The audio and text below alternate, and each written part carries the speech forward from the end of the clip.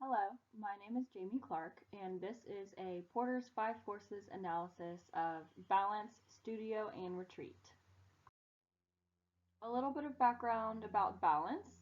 Balance is a fictitious studio and retreat spa that I have been planning on executing and launching for many years now. Balance is a place where individuals that are either starting, continuing, or willing to enhance their health and wellness journey can come and experience a safe space to work on themselves.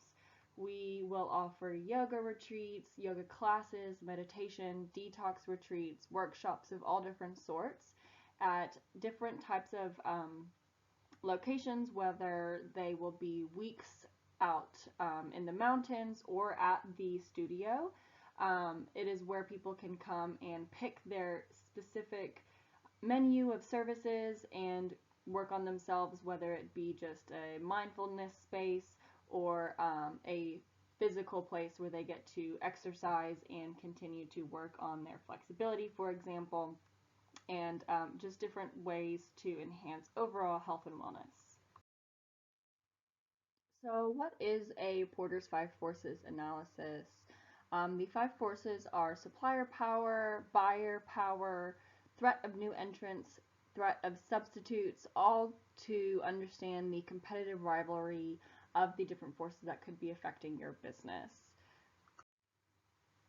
It helps individuals look at the industry or market that their business may operate in and helps them determine any weaknesses or strengths or things that they should continue to look out for if in fact they may have to evolve or pivot their business model.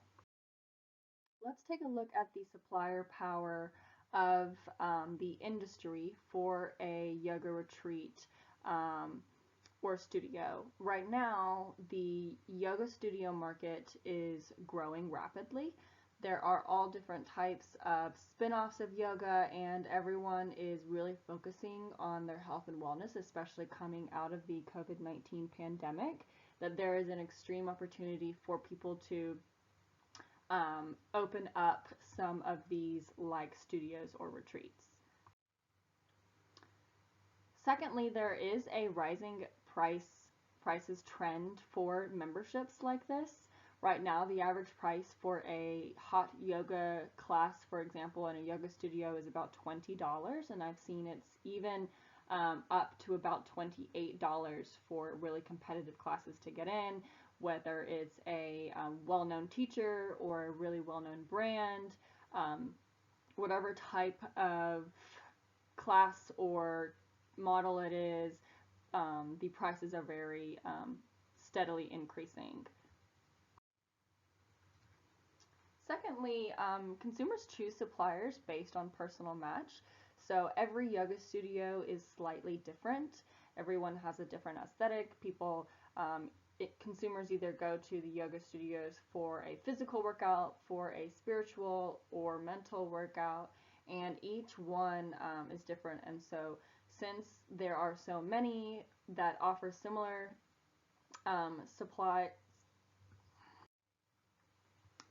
similar services, yoga studios and retreats are really having to differentiate themselves based on those actual services that they provide. So whether it's the customization piece, whether it is the customer service, or the menu of services that they offer, everyone is looking for different ways to differentiate themselves from their competitors. And then lastly, there is an importance of location and aesthetics. So geographical region is really important. People want their studios to be easily accessible and so that they can go, regularly. And then secondly, people want to be in a clean, safe space. So aesthetic is increasingly important to consumers. Now let's talk about the buyer power. Since there is such a variety of options and it is a very saturated market right now, buyers have a lot of power in who they go to, when they go, and how many they go to. Customers and consumers are likely to shop around. So although they might find a studio that they really like, you know, everyone is usually willing to test out another studio or another teacher. So it is increasingly difficult to establish consumer loyalty. Um, Third, similar pricing strategies for all studios. So, they really need to differentiate themselves based on the other aesthetics or goods and services that they provide. Buyers really hone in on, maybe, for example, a studio has showers and another studio does not, and even though the class could be similar, they will pick their preferred studio based on some of those services that are not necessarily in the core of what that studio provides. And then lastly, consumers are the studio's biggest marketer. So a lot of studios get their reputation from word of mouth. Um, consumers that tend to go to retreats, wellness spas, those types of things, um, are usually the ones that will tell their friends, and it's a very specific subset of the population that can either afford to go to these types of spaces or just prioritize this type of stuff. And so it is very important to get in and encourage positive experiences so that they can tell their friends and families about those experiences. The threat of new entrants. So there is some threat of new entrants to yoga studios in Birmingham, Alabama. Some of the limitations in this is geographical region. Birmingham is a small city, however, it is rapidly growing. And so studios can sometimes open up a small home base here and then have their retreats, 45 minutes, an hour away. There's even some franchises starting to open up. So I've seen some studios that maybe are based in LA or New York or Atlanta come in and open up a second shop, just really leaning into their brand loyalty there. Second, the supply of instructors and certifications. So more and more instructors are getting certified every day, and they are all starting to find their niche and their style of teaching.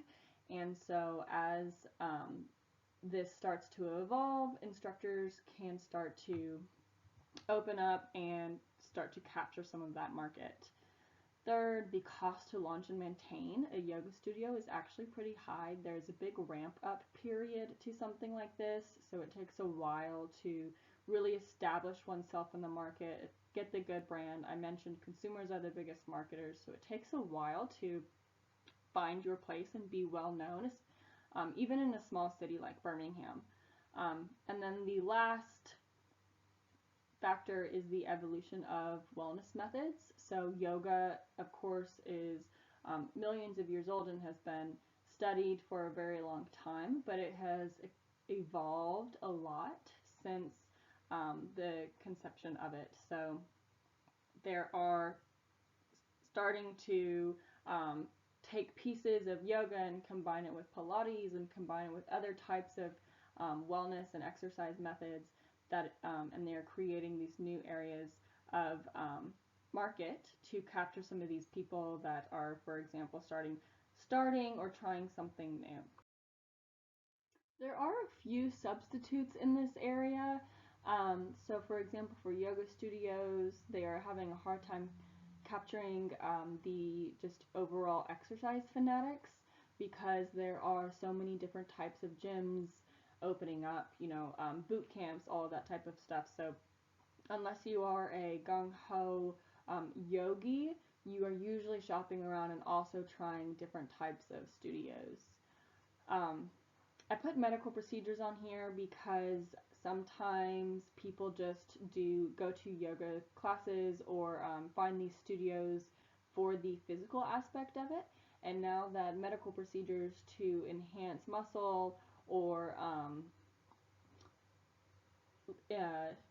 lose body fat, all of that type of stuff is becoming more mainstream. That is a competitive piece to studios in general. And then, of course, therapy and other behavioral health applications. So, yoga studios and wellness spas are primarily for that reset, for that mental clarity, and for people that need to find that peace. And there are an evolving, an increasing amount of other behavioral health applications and therapies that can help find that space. And so wellness retreats and spas, for maybe a few days or a week at a time is not always the answer. And then lastly, there are virtual brands. So we are moving into this digital world. People are starting to just do yoga via YouTube. People are finding their influencers on Instagram that can guide them through meditations from their phone, podcasts, for example. And so these brands are starting to increase their loyalty, and people are finding that you may not actually have to go to a physical space to get that same effect you're looking for. And finally, competitive rivalry. So there is some competition depending on desired location. As I mentioned, each studio and retreat and wellness spa is slightly different. And so leaning in on those differentiations will help you find your consumer market. So depending on, location, for example, geographical region, accessibility, people are really starting to pick their brands based on those features. And then lastly, these established brands are really reaching out to do retreats and classes as well. So for example, employers are offering getaways, are offering yoga teachers to come to the gym, give a class. So it's not really hard to find something like this throughout the brands that you already are a consumer of. In summary, throughout the five forces, threat of substitutes is kind of high because of the different ways that people can find that mental clarity and peace. The bargaining power of buyers is low right now. The bargaining power of suppliers, I believe, is a medium, probably closer to uh, on the higher side, so almost a high because of all the different types of studios that are popping up, and that also is closely tied to the threat of substitute. So yoga is just one specific area of wellness and exercise. And rivalry among existing competitors is high right now. So if you're an established brand, you usually have already claimed your market share. And then the threat of new entrants is pretty low. So not a lot of people are taking the risk to open this up because they are aware of the ramp up period and how hard it is to create a name for yourself. However, once you can establish yourself, you have that investment, and you really know and realize that you're in it for the long run. I have seen many small studios turn out to be very successful and take that franchise strategy to open up in different locations. And that concludes this presentation. Thank you so much. I hope you enjoyed.